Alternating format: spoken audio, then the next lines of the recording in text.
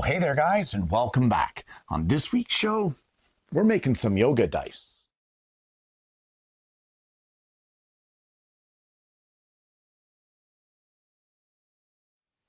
Well, a while back here on the show, I showed you guys how to safely cut the small cubes to make your dice using a small parts cutting jig at the table saw, and then we constructed a small parts routing jig to go over to the router table and to round off safely all of those edges. And today we're going to take the project to the final step, which is engraving it for whatever you want. And for today, we're making yoga dice. So what we're going to do in order to do this, we're going to use xTool's Creative Space software, and I'm going to use the xTool F1 laser, only because this is a much smaller project. I have no need for the large full-size laser for this, and the F1 is perfect for this kind of application. So let's head over to the bench, fire up the XCS software, and see what we can come up with for these yoga dice. Well, I have the XCS software opened up here, and I have my F1 connected via Wi-Fi. Love that feature of the lack of cords. Either way, what we need to do is we have our dice or our die here. We know that these are 1 inch in diameter. So I need a working square so that I know where to put my yoga dice images. So the first thing I'm going to do is I'm going to come over here into shape on the XCS software, and I'm going to bring up basic shapes, and I want this rounded square here because our die is rounded. So we'll just click it and it will place it for you right in the middle of our working area. But this is way too big. I don't need it to be 40 millimeters by 40 millimeters. Now I've measured with calipers our die, and they are actually 25.5. So we're going to hit that and reduce our size just like that. But what we want to do now is I want to align this square that we have here on the XCS software. I want to align that square with our actual die that's in here. So I'm going to hit the framing button,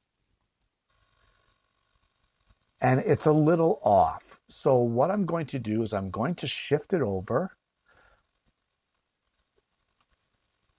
By moving it with the mouse in XCS, you can get it generally where you want it. And then we can fine tune it now with the arrows on your keyboard just to get it perfect. And once you're happy with the framing, that it's lined up with your die, we can just basically shut that off. So you may want to note here this thickness of your material of 25.5 millimeters. That is for your focus here. And if you do not have the right thickness of material, it's not going to put your framing in the proper area. What it's going to do is have it out of whack. So you really want to make sure that you have your thickness set. At this point, we can shut this layer off. Just tell it to ignore it, because as far as we're concerned, this square is just a working square for us to place our yoga dice images.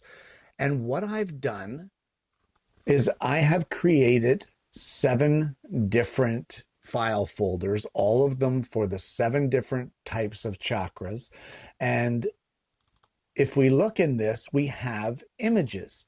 So we'll just corpse pose. We'll pull it up and it shows the corpse pose.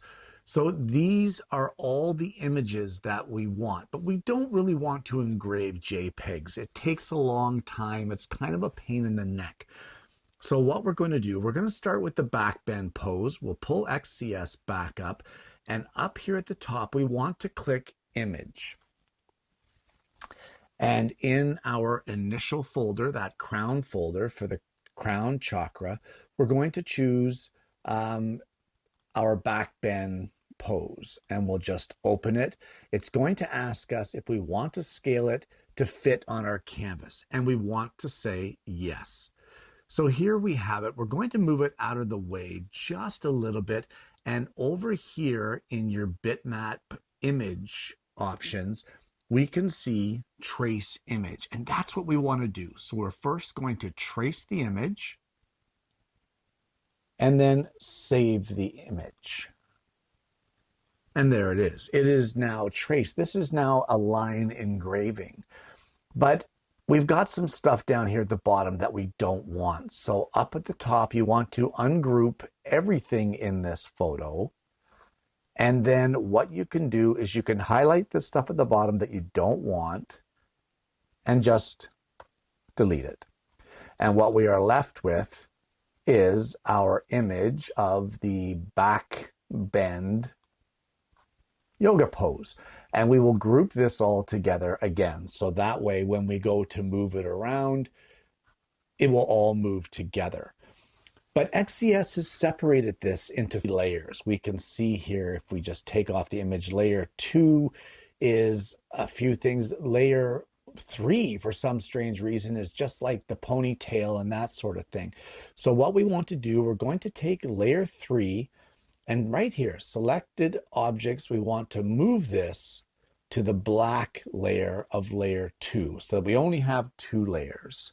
This, though, is obviously way too big to fit on our 1-inch die. So we want to reduce its size, and it's easily done. You just want to highlight it.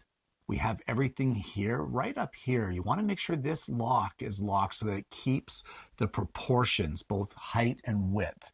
The longest dimension here is the height at 92.47. We want to reduce this. We know we have a 25 millimeter die, so we're going to reduce this to, let's say, 21. Hit enter, and then we can take our image and drag it onto our die. Right about there, I think we're happy with that. So I'm just going to zoom in here. You can do that by down here. You can see this says 583%. We're going to zoom in so that we can see our image just a little better and see what we're dealing with. And there's our pose. But what I'd like to do is I'd like to have some lettering here to tell us what pose it is. So we're just going to click text, and it's going to get this big, huge hello. Don't worry about that for now. But up here in the text box, this is where you're going to change what it is that you want to add here. And for this, I'm going to go in caps, and we're going to go back bend. Now, this is way too big, so this here is where you can change the size of your font. I think I'm going to go for 12 maybe. I'm not sure. We're going to rotate this around to have it so that it looks better on our die. We can move it over in place, and we can see here, it looks like 12 is a little too big. I'm going to drop it down to 10. And again, we can sit it in place here, just like that. Doesn't that look great? Okay, so I think I want our letters. I think I want these to be a different layer.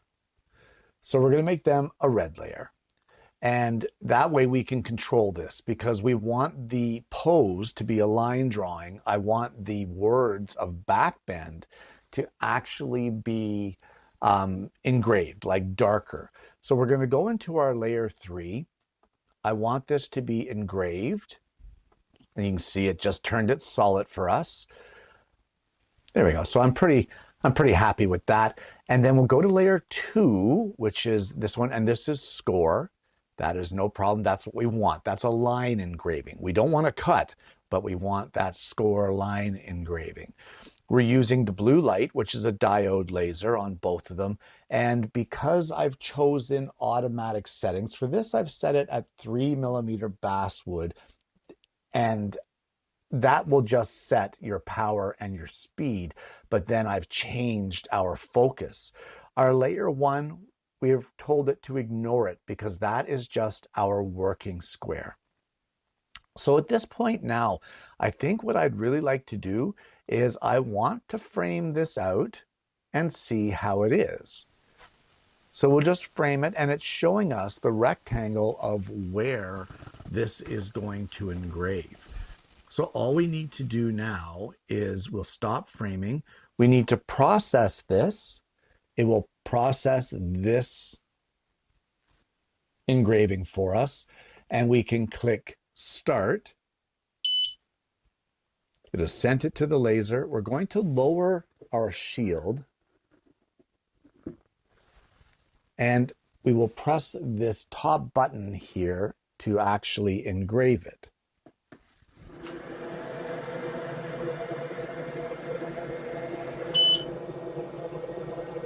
And that's it. We'll just let it continue to air out because the fan will continue to roll in order to air out the smoke or the fumes. It's done now. And if you're happy with that, then that's one side done. So we can click OK, and we can now do our next layer. Well, with the back bend pose finish on our die, we can now move on. Now, guys, you don't have to go crazy erasing this stuff.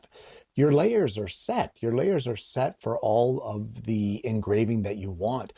So just bring in a new image. Don't worry about this one right here for now, but click on Image. And we'll go to the next one, which in this case is corpse pose. So we're going to open that up. And once again, it's going to ask us, do you want to scale it to fit on the canvas? Well, yes, we do. And we're going to lower it. We're going to bring it down. I need to actually reduce that magnification so I can see what I'm doing while I'm working here. There we go. That's a little better. So we're going to lower it below our working area. Now, why do I do that? It's because if I have it up here over top of either one of our other layers, and then I trace it and I want to move it, there's a good possibility that whatever it is that I'm doing, I'm going to end up incorporating our other layers here, and I don't want to do that. So let's start with this corpse pose here. So we're going to click on it. Again, over here in the bitmap image menu, we're going to trace the image. There you go. It's traced it for us. We're going to save that image. And what we're going to do is I want at this point to reduce the size again. So what size did we make this one here? Well, it was 21 high. Well, on this image, it's wider. We want it to be not so wide. So we're going to take our largest measurement, which is the width in this case. Make sure that your lock is on for your proportions. And we're going to make this 21 millimeters wide. Click on it just like that, and we can move it up. Now our original image is still here on the screen, so we can just delete that. And we can also now get rid of this one. And now nothing has changed. If we click on our corpse pose, we can see that we still have an output. It's still the same powers. It's still the blue light laser. It's still set for score, which is a line engraving. So everything is good. And all we need to do now is change the lettering in our the name of our pose. And in this case, this is corpse. So there we go. And it's in the wrong configuration. So rotate it. Guys, it's as simple as this. And now you just need to drag this stuff around to where you want it. So we're going to take our little yoga body here. I think I'd like this corpse to be a little larger. And again, that's easy as well. Just pump it up just a little bit. I think 12 is too much, but I would like to go 11. And we're going to line this up. There. And if we're happy with this, and it looks pretty good to me, so all we need to do is take our die that we have here with our back bend on it. We're going to rotate it, place it here, frame it. The framing looks great to me. We're going to stop the framing. We're going to lower down our shield. Very important, guys. Don't engrave with the shield up. But now we're going to process it. And that looks good. We're going to hit start and then push our button and let it do its thing.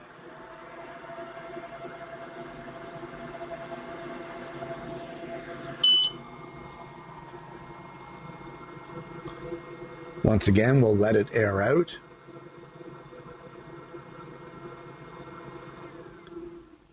There we go. We'll click OK.